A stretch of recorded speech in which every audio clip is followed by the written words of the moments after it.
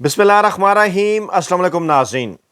دوستو، ملک کے مقتدر حلقوں کی جانب سے عمران خان صاحب سے ڈیل حاصل کرنے کی درپردہ کوششوں میں ایک بار پھر تیزی آ گئی ہے، اور اس بار یہ موقع ایسا ہے کہ جب افغانستان کی جانب سے پاکستان کو 10 سال تک جنگ لڑنے کی دھمکی دی گئی ہے، اور اس کے ساتھ ساتھ پاکستان کے army chief field marshal chief of defence forces Asim Munir صاحب نے سعودی قیادت سے ملاقات کی ہے۔ عاصم منیر صاحب پاکستان کے آرمی چیف، ان کی پراسرار طور پر ان کے لاپتہ ہونے کے حوالے سے اس ماحول میں، کیونکہ یہ سوال پوچھا جا رہا تھا سوشل میڈیا کے اوپر کہ ایسے ماحول میں آرمی چیف صاحب کہاں ہیں، اور بعض لوگ انہیں تنزن لاپتہ بھی قرار دے رہے تھے اور یہ کہہ رہے تھے کہ اس موقع کے اوپر ان کا کوئی بیان کیوں سامنے نہیں آ رہا، یا ان کی ملاقاتیں کیوں کر سامنے نہیں آ رہی۔ ہوا یہ ہے، تازہ ترین اطلاعات کے مطابق سعودی عرب میں سعودی قیادت سے فیلڈ مارشل عاصم منیر صاحب کی ملاقات ہوئی ہے، اور اس ملاقات میں بظاہر ایران کو یہ پیغام دیا گیا ہے پاکستانی اور سعودی قیادت کی جانب سے کہ وہ امید کرتے ہیں کہ ایران سعودی عرب کے خلاف کارروائی کرتے ہوئے کوئی ایسا اندازہ نہیں لگائے گا جو کہ غلط ثابت ہو۔ اور اس بیان کے پیچھے، اس پیغام کے پیچھے کیا ہے؟ کہا یہ جا رہا ہے کہ پاکستان اور سعودی عرب کے درمیان کیا جانے والا دفاعی معاہدہ، جس کی اہمیت کے اوپر،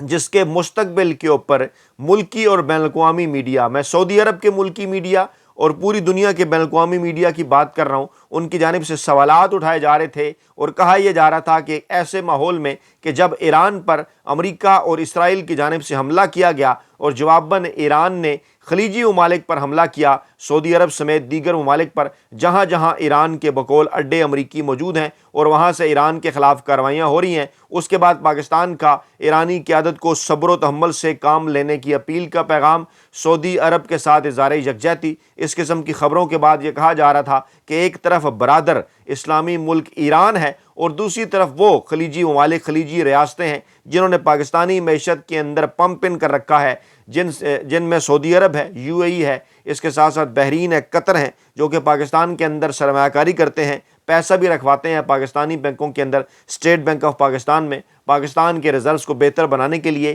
اس موقع پر پاکستان کہاں کھڑا ہوگا؟ ایک بات تو واضح تھی کہ ایران اور اسرائیل کا نام اس طرح سے کھل کر پاکستانی قیادت کی جانب سے نہیں لیا گیا۔ جب ایران کے سپریم لیڈر آیت اللہ خامنئی کو شہید کیا گیا، ان کی شہادت کے اوپر اظہار افسوس تو کیا گیا، لیکن حیران کن طور پر چاہے وہ اظہار مذمت چنتخب وزیر اعظم شہباز شریف صاحب کی جانب سے ہو، اظہار تعزیت چاہے چنتخب وزیر اعظم شہباز شریف صاحب کی جانب سے ہو، چاہے بلاول بھٹو زرداری کا بیان ہو، چاہے جو ہے وہ آصف زرداری صاحب کا بیان ہو، چاہے نواز شریف صاحب کا بیان ہو، ان تمام تر بیانات کے اندر ایران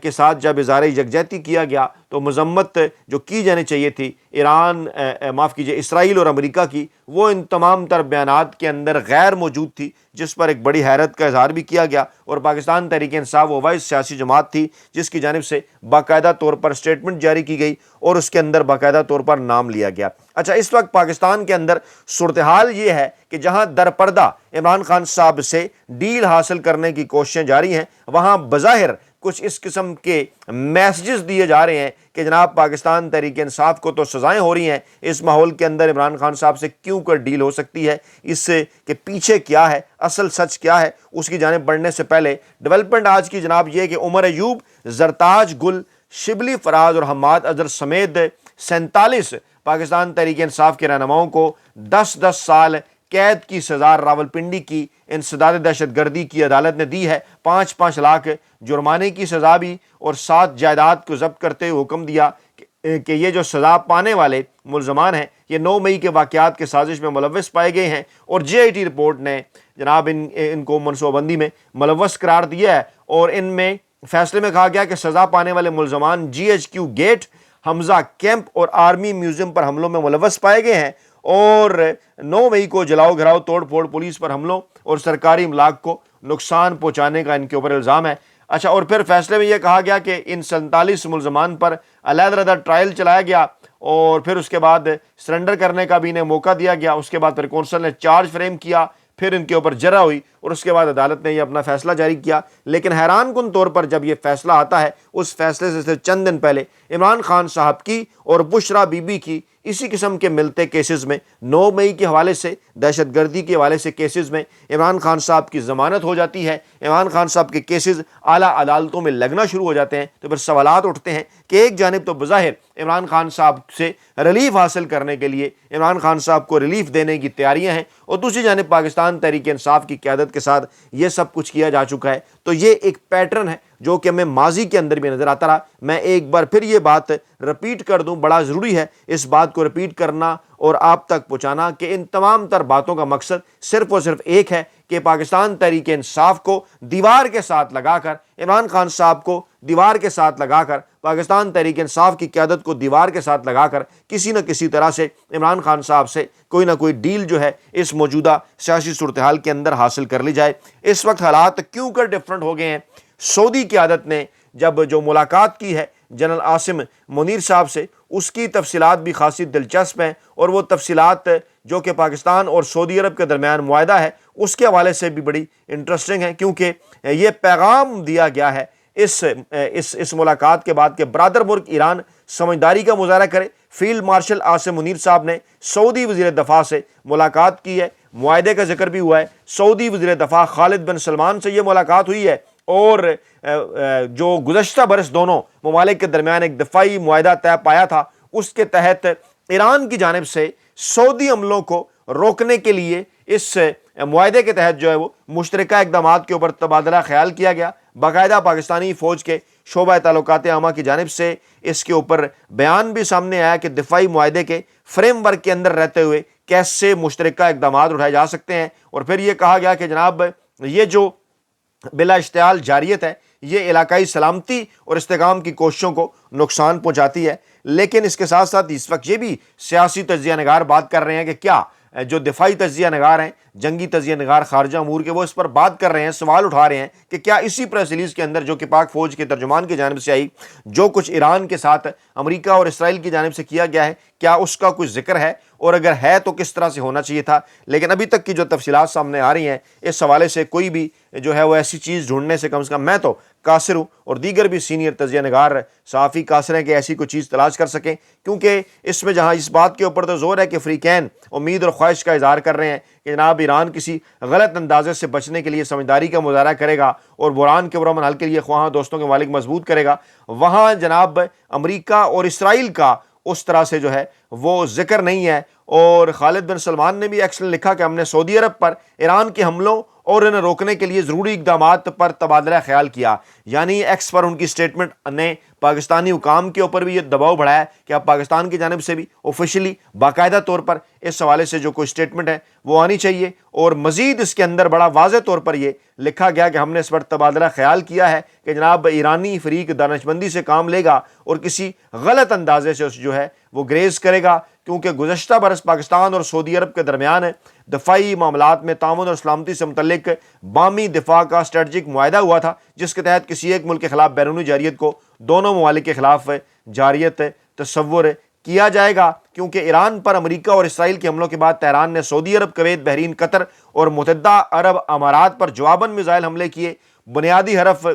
ان میں جو بنیادی جو ہدف تھا وہ سعودی عرب ہے، اور واضح کیا تھا ایران نے کہ جہاں جہاں امریکی فوجی اڈے موجود ہیں، خاص طور پر سعودی عرب اور دیگر ممالک، وہاں پر جو ہے وہ ایران حملے کرے گا. لیکن سوال پھر جو دفاعی تجزیہ نگار ہیں وہ یہ پوچھ رہے ہیں کہ یہ معاملہ تو ہو گیا جناب ایران جنگ کا، سعودی عرب جنگ کا اور امریکہ اسرائیل کے حملوں کا، لیکن افغانستان اور پاکستان کے درمیان جو جنگ جاری ہے، جس حوالے سے افغانستان کے وزیر دفاع نے یہ کہا ہے کہ اگر کابل پر حملہ ہوگا تو جواب میں اسلام آباد پر بھی حملہ ہوگا اور ہم 10 سال تک لڑنے کے لیے تیار ہیں. سوال یہ پوچھا جا رہا ہے کہ جیسے امریکہ اور اسرائیل کی جانب سے ایران پر حملے، ایران کی جانب سے سعودی عرب کے خلاف کارروائی اور پھر پاکستان کی انٹری، بالکل اسی طرح کیا پاکستان اور افغانستان جنگ میں سعودی عرب کی انٹری نہیں ہو سکتی؟ سعودی عرب کی سٹیٹمنٹ سامنے نہیں آ سکتی؟ جیسے پاکستان کے جو ہے وہ پاک فوج کے شعبہ تعلقات عامہ کی سٹیٹمنٹ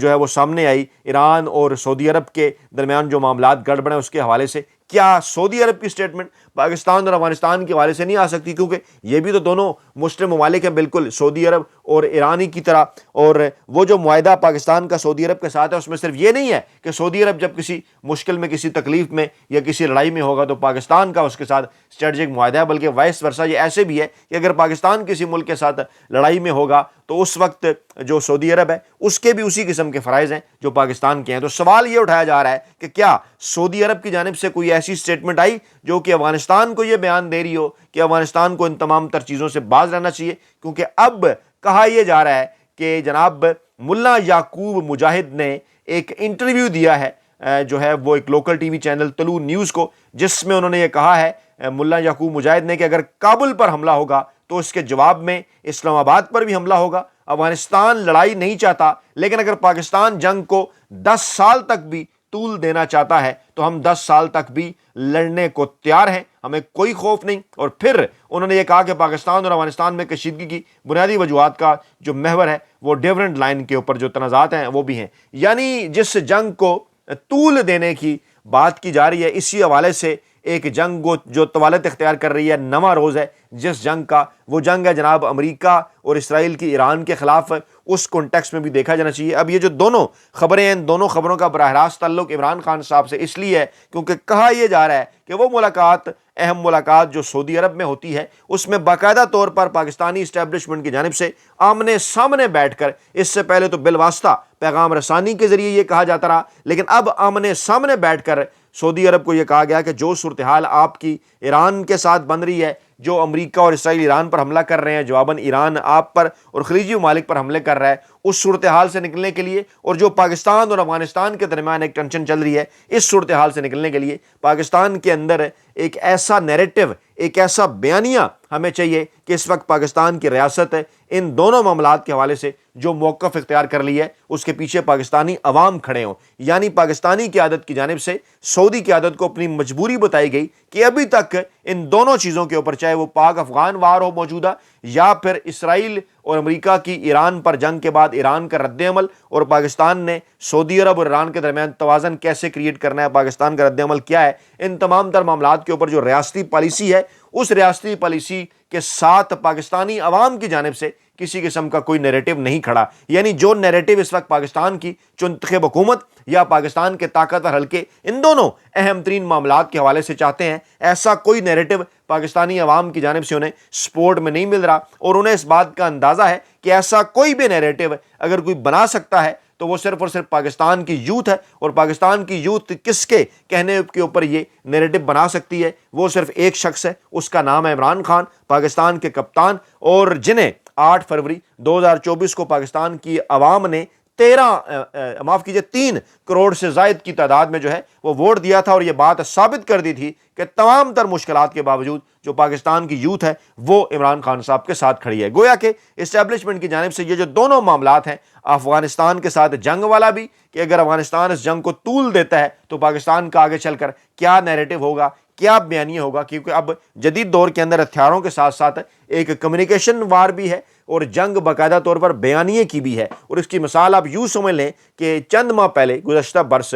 جو ہے وہ جون جولائی 2025 میں جب بھارت اور پاکستان آمنے سامنے تھے، بھارت اور پاکستان کے درمیان جنگ چل رہی تھی، ٹینشن تھی، تو اس وقت جب پاکستان کی ریاست کو، پاکستان کی منتخب حکومت کو نیریٹو کی ضرورت پیش آئی تو کوئی نیریٹو نہ ہی آصف زرداری اور بلاول بھٹو بنا سکے، نہ ہی مریم نواز صاحبہ یا نواز شریف بنا سکے، نہ ہی پاکستان کی طاقتور سیکیورٹی اسٹیبلشمنٹ بنا سکی۔ اس وقت بھی نیریٹو جو تھا وہ سوشل میڈیا کے اوپر پاکستان کی یوتھ نے بنایا، اور وہ نیریٹو بھی بھارت کے خلاف اور پاکستانی افواج کے حق میں، پاکستانی فضائیہ کے حق میں، پاکستان کے حق میں کیسے وہ نیریٹو بنا جب عمران خان صاحب کی جانب سے، جب عمران خان صاحب سے ملاقات ہوئی، عمران خان صاحب نے ملاقات میں جب پیغام بھیجا نریندر مودی کی نفسیات کے حوالے سے، بھارت کی نفسیات کے حوالے سے، اور وہاں جو بی جے پی